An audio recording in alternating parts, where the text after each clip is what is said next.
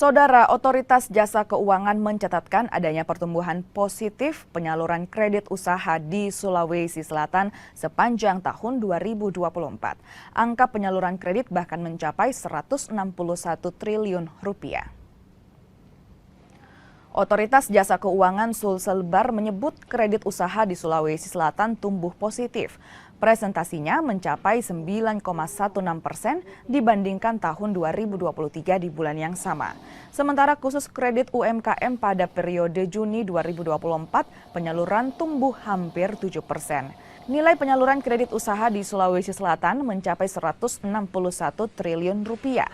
Kota Makassar masih jadi yang terbesar dengan 83,45 triliun rupiah.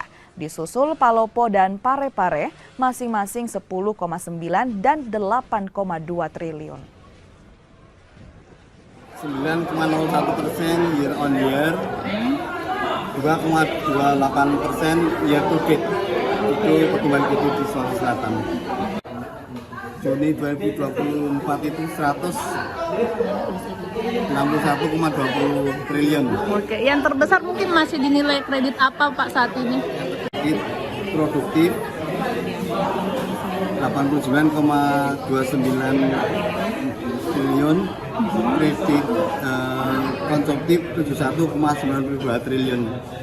Di siklus bisnis pada umumnya itu mulai berkembang itu setelah bulan Juni atau semester kedua 2024 dan itu siklus tahunan setiap tahun.